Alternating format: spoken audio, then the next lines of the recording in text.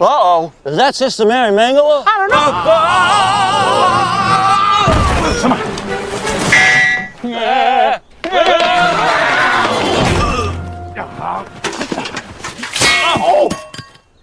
Hai, Gambar Bar, gimana kabarnya? Baik toh, alhamdulillah. Ya, sebelum video ini dilanjutkan, buat kalian silahkan bayar parkir dahulu supaya yang di bawah makin panjang, makin besar dan berurat ya bang. Terima kasih. Oke lah, di video kali ini saya akan menceritakan sebuah film yang bisa dibilang jokes-jokesnya yang ada di film itu tuh gelap banget, karena hampir punchline-nya menggunakan kekerasan yang terkesan maksa banget. Pengen kelihatan lucu lah menurut saya. Dan saya yakin kalau semua kejadian yang ada di film ini terjadi di dunia nyata, manusianya pasti udah meninggoy. So ya, mari kita simak alur cerita film yang berjudul The Three Stooges.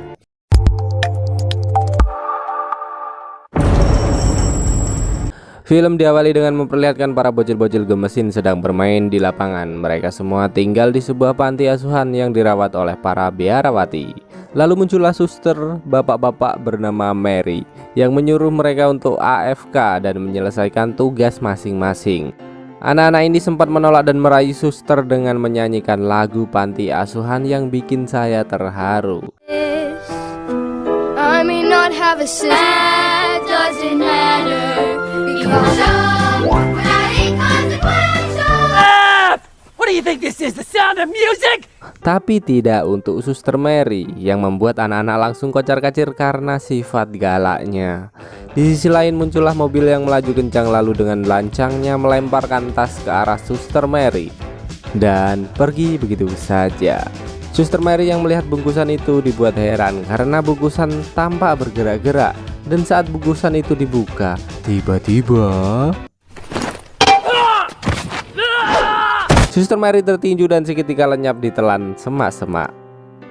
Lalu keluarlah suster lainnya dan melihat ada 3 bayi lucu yang berpenampilan sangat unik, yang rambut hitam lurus bernama Mo, yang jidat lebar dan keriting namanya Larry, sedangkan yang botak bernama Curly. Kemudian suster itu memanggil rekan-rekannya yang tampak sangat senang dengan kehadiran bayi-bayi lucu itu, bahkan berebutan untuk tidur bersama para bayi itu. 10 tahun kemudian, sosok bayi yang menggemaskan dulu telah berubah dan membuat para suster mengeluh karena merawat 3 anak itu dan seringkali membuat keresahan di antara para suster-suster. Contohnya sekarang, suster Mary yang sedang sakit gigi menjadi bahan eksperimen para remaja nakal ini. Suster diikat di sebuah meja seolah seorang pasien yang butuh penanganan dan akan mencabut gigi suster Mary. Lalu Mo menyuruh Carly untuk mengambil obat bius dan seketika membuat suster tertidur lelap. Tetapi kesenangan mereka harus diusik karena datangnya kepala suster panti. Lalu mereka dengan cerdasnya membuat keadaan seolah-olah seperti tidak terjadi apapun. just dabbling in the art, indubitably.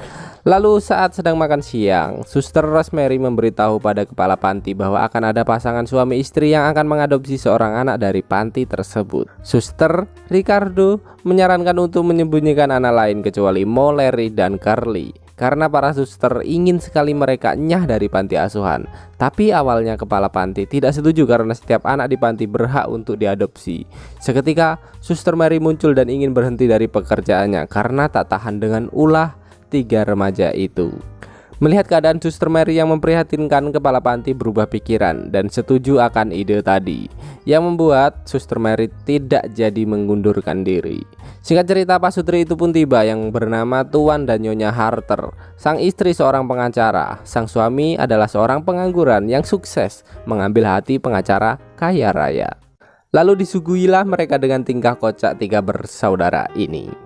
Mereka awalnya sempat menanyakan anak lainnya, namun Suster Rosemary tetap kekeh dan meyakinkan kalau hanya ada 3 anak di panti.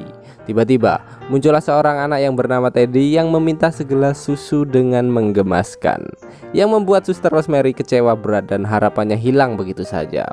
Lalu pasutri pun segera menentukan pilihan, dan akhirnya yang terpilih adalah selamat untukmu. Coming home with us.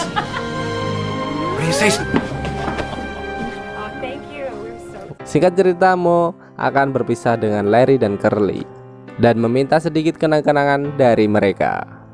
Kemudian saat berada di perjalanan, orang tua asuh Mo menetapkan hari itu adalah hari ulang tahunnya. Mereka meminta Mo untuk menyebutkan hadiah apapun yang ia inginkan. Dan dengan sedikit memaksa, Mo meminta untuk kembali ke panti lalu membawa kedua saudaranya bersama mereka. Awalnya kedua pasutri ini tampak setuju dan merasa iba kepada Mo. Akan tetapi It was a bad idea! Daddy, please! mereka malah mengembalikan Mo dan menukarnya dengan Teddy sebagai anak asuhnya. Larry dan Curly pun tampak senang karena Mo dapat kembali ke pelukan mereka. 25 tahun kemudian, kini mereka sudah dewasa dan diberi tugas oleh Suster Mary untuk memperbaiki lonceng. Namun pekerjaan mereka sampai saat ini tak kunjung selesai dan malah hanya terdengar suara mesin bekerja. Dan saat Suster Mary menghampiri mereka, ternyata suara mesin selama ini hanyalah suara kaset yang seolah-olah membuat mereka sibuk dan justru mereka sedang menikmati tidurnya yang begitu lelap. I knew it.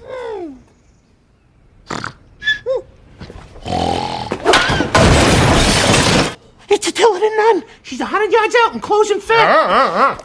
Lucky I'm not in charge of you three. Suster Mary yang jengkel tanpa pikir panjang langsung membangunkan mereka dan mereka bertiga disuruh untuk segera menyelesaikan tugasnya. Di sisi lain muncullah pendeta Redleaf, sang pengatur keuangan. Pendeta itu ingin menemui kepala panti untuk membicarakan sesuatu yang penting. Di sisi lain terlihat anak laki-laki yang bernama Pazer membawakan sepiring keju untuk temannya Morph yang sedang sakit. Awalnya Morph sangat menikmati keju itu, namun saat mengetahui keju itu berasal dari perangkap tikus, Morph segera memuntahkannya. Pazer lalu bercerita kalau ia sedang kesepian karena saudara kandungnya yang bernama Wezer baru saja diadopsi oleh orang lain. Pazer di sini mengaku kalau dia hanya memiliki Morph sebagai temannya. Sementara itu pendeta Redleaf memberikan surat untuk menyita panti asuhan tersebut karena terlalu banyak memiliki hutang. Lalu kepala panti meminta Suster Mary untuk memberitahukan hal ini pada Mo, Larry, dan Curly. Di sisi lain terlihat Curly yang sedang memegang gergaji mesin dalam kondisi menyala. Ia tampak kesulitan untuk menaiki tangga. Lalu dengan inisiatifnya ia menggantung alat itu. Namun saat ia naik tangga tanpa disadari, gergaji itu memotong satu persatu anak tangga. Dan terjadilah pertengkaran kecil di atas genteng hingga mengakibatkan Suster Mary hampir kegetok kepala palu. Nasib baik Suster tidak terkena palu, tetapi malah ketimpa lonceng raksasa dong. Uh-oh. Is that Sister Mary Mangala? Melihat Suster Mary yang pingsan, mereka pun turun untuk membantu. Tetapi tangga itu sudah terbelah hingga membuat mereka menimpa Suster Mary.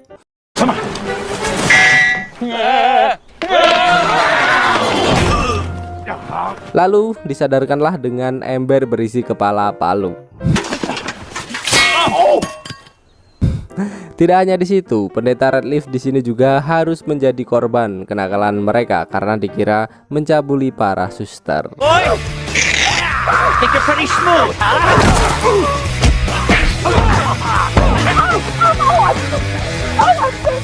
Akhirnya dengan sedih mereka harus diberitahu bahwa panti asuhan akan ditutup mengingat hutang-hutang yang mereka miliki terlalu banyak, yaitu $830.000 yang kalau dirupiahin 12 miliar.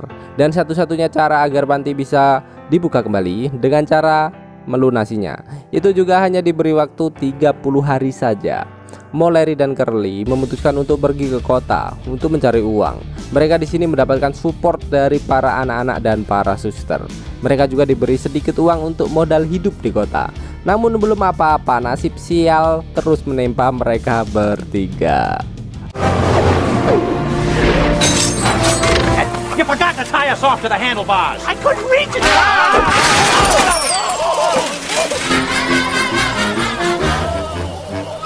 Lalu scene berpindah, terlihat sepasang kekasih yang habis enak-enak yang bernama Lydia dan Mike sedang berencana membunuh suami sang wanita agar mampu dengan bebas bergenjot di mana saja. Ternyata Mike merupakan selingkuhan Lydia yang juga teman baik suami Lydia. Waduh, di sini saya jadi ingat peribahasa, di saat kau sibuk mencari uang, di sana istrimu kugoyang. Wah.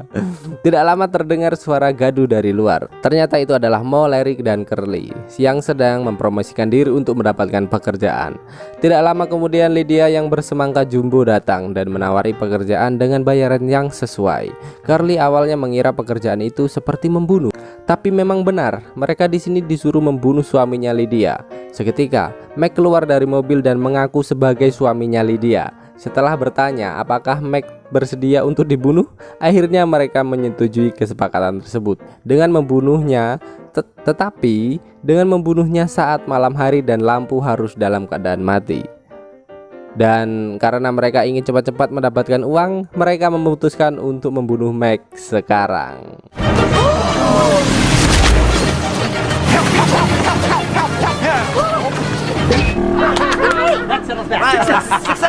Dan menganggap kerjanya sudah beres lalu segera meminta uang pada Lydia. Namun Lydia yang melihat hal itu menjadi marah karena yang ia bunuh bukan suaminya melainkan selingkuhannya. Dirasa belum mendapatkan bayaran, mereka mengikuti Lydia dari belakang mobil seperti film kartun. Namun Lydia malah mendapatkan kabar bahwa Meg belum meninggal. Lalu Lydia bilang pada mereka bahwa suaminya masih hidup dan segera melemparnya keluar pagar.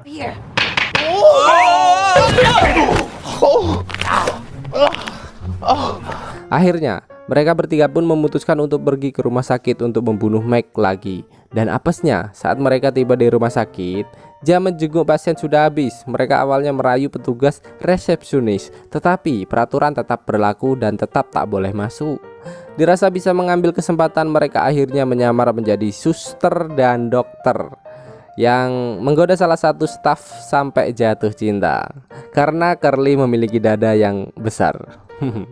Setelah berhasil mendapatkan nomor kamar sasaran, mereka malah kembali bertemu dengan resepsionis lagi. Mereka pun berlari-lari dan bersembunyi di salah satu ruangan. Ternyata mereka masuk ke ruangan penyimpanan bayi dan malah bertemu dukun di film entahlah apa itu, lupa. Yang ingat bisa komentar ya. Dukun itu lalu menyuruh Mo, Larry, dan Curly untuk mengganti popok bayi itu. Akan tetapi mereka malah perang menggunakan air kencing bayi seperti di film-film cowboy. Hey, where's your hypocrite? That's it, it's on. Freeze. Don't do anything stupid. This one's got a hair trigger. What is going on?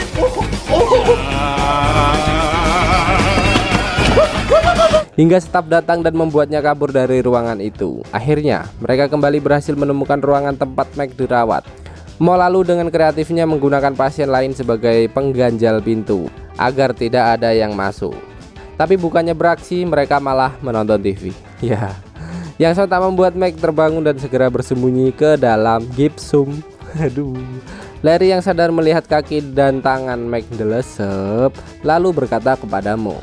Namun Mo yang jenius, ia memasukkan mercon ke dalam gipsum dan boom.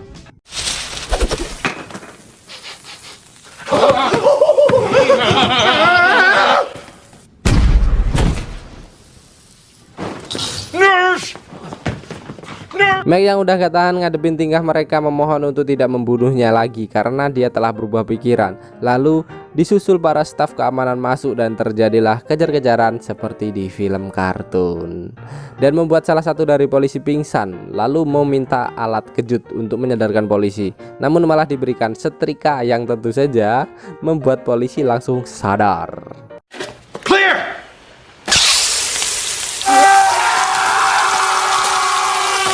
Mereka lalu kabur ke rooftop dan berniatan terjun menggunakan selang air. Engsel selang malah copot dan menimpa seorang pria. Yang ternyata pria itu adalah Teddy, bocil yang dituger di awal film. Kemudian Teddy bercerita kalau ibunya telah meninggal akibat kecelakaan.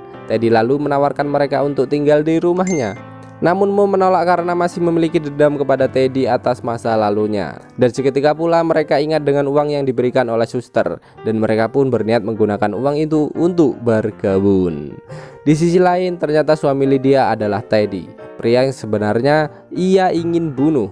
Lalu Teddy menunjukkan foto temannya pada Lydia. Sontak ia kaget karena teman suaminya merupakan pria yang membuat selingkuhannya hampir mati. Teddy juga berencana mengundang mereka ke pesta hari jadi pernikahan mereka berdua. Singkat cerita, mereka membuka usaha ikan salmon. Akan tetapi ikan-ikan itu ditanam dan disirami layaknya tumbuhan.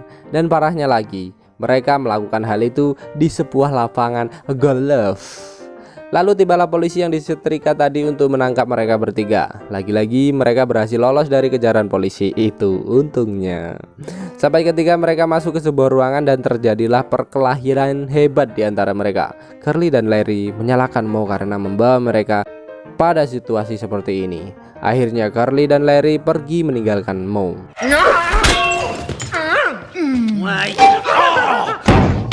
Get out there!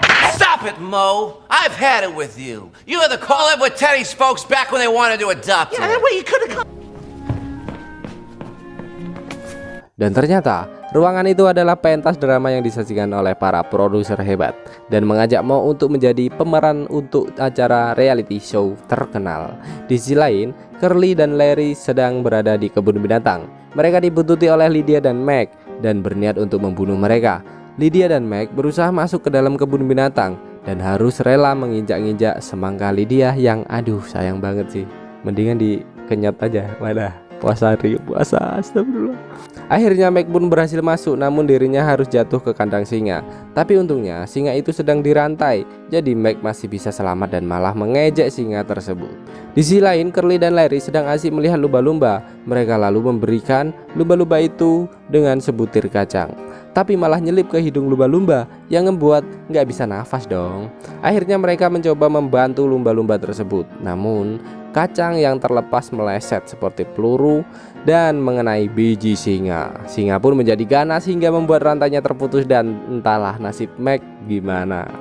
Scene lalu berpindah pada Lydia dan Teddy. Mereka lalu melihat acara TV kalau Mo sekarang sudah menjadi artis dan melakukan kekerasan kepada artis lainnya. Waduh. Larry dan Curly yang sudah pusing dengan keberadaan Mo memutuskan untuk kembali ke panti asuhan dengan harapan Mo berada di sana karena mereka sangat merindukan keberadaan Mo di dalam hidupnya. Saat sampai di panti, kondisi terlihat sangat sepi. Mereka berdua masuk ke dalam dan terlihat Suster Ricardo sedang menonton televisi. Suster Ricardo berkata kalau ia melihat Mo di TV hampir setiap malam, sedangkan anak-anak panti di situ hampir semua sudah dipindahkan. Yang tersisa hanya Pazer dan Morse yang dalam kondisi tergolek lemas. Lalu Larry dan Curly kembali ke kota untuk mencari Mo. Langkah mereka terhenti seharian untuk menyaksikan tingkah kocak Mo di dalam televisi.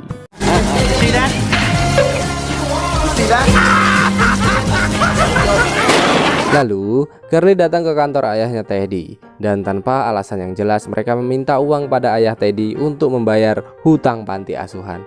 Yang tentu saja ayah Teddy manusia yang normal menolaknya mentah-mentah dan malah mengatakan yang sebenarnya terjadi antara pertukaran Mo dan Teddy kala itu yang membuat kedua pria ini terenyuh hatinya.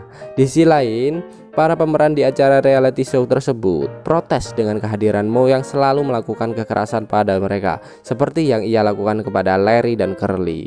Dan ajaibnya, Larry dan Curly datang dan berniatan mengajak Mo untuk menyelamatkan Teddy yang sedang dalam bahaya, yang dengan santainya datang bersama sekumpulan anjing pudel. Aduh.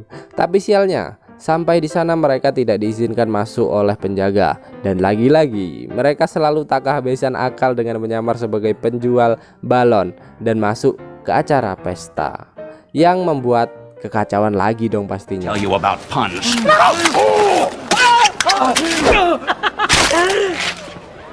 Tonton sendiri dah, terlalu banyak kekacauan kalau dijelasin. Mereka lalu langsung dikejar oleh Meg dan Lydia sampai akhirnya mereka berhasil masuk ke dalam kamar Teddy dan membongkar semua kebusukan Lydia bersama sahabatnya sendiri, dan ditodongkanlah pistol kepada mereka. Lalu disusul ayahnya Teddy datang menodongkan pistol juga. Faktanya, semua yang mereka alami adalah rencana jahat dari ayah Teddy yang diakibatkan semua harta warisan istrinya telah diserahkan kepada Teddy, dan Lydia juga merupakan selingkuhannya ayahnya Teddy. Wah, Bener-bener nih semongko ya, Salome bos. Lalu ayahnya Teddy membawa mereka semua ke tempat yang jauh untuk membicarakan masalah itu. Di tengah-tengah perjalanan, tikus peliharaan Curly lepas dan malah masuk ke dalam kantong semangka Lydia yang sontak membuat semua isi mobil panik hingga membuat mobil mereka terjebak ke dalam air. Akhirnya mereka semua berhasil selamat dan disambut oleh polisi yang menangkap semua penjahat itu. Lalu mereka bertiga pun memutuskan kembali ke panti asuhan mengendarai motor bocil. Yang sedihnya ternyata panti itu sudah tidak beroperasi lagi. Tapi pelan-pelan mereka seperti mendengar suara anak-anak berteriak kegirangan. Dan faktanya itu adalah panti asuhan baru milik mereka yang kondisinya jauh lebih indah dan mewah. Termasuk mbak-mbak suster yang pakai bikini ini. Waduh. Awalnya mereka bersedih karena tak bisa membawa uang. Dan ternyata ini semua adalah hasil kerja keras mereka yang berasal dari setiap sponsor di acara reality show milik Molly. Dan Pak produser di sini kembali mengajak mereka bertiga untuk menjadi artis reality show bersama Molly. Lalu disusul dengan kehadiran Teddy yang telah menikah dengan wanita culun di kantornya. Mereka lalu datang untuk mengadopsi Fizer karena wanita itu mandul. Dan mereka juga telah mengadopsi saudara kandungnya yaitu Fizer. Dan akhirnya mereka semua bisa bersatu kembali ke dalam keluarga yang bahagia. Lalu film pun tamat. So, terima kasih yang udah nonton, apalagi yang udah bayar parkir. Saya doain yang dibawa makin panjang, besar, dan berurat ya. So, thank you dan salam barbar.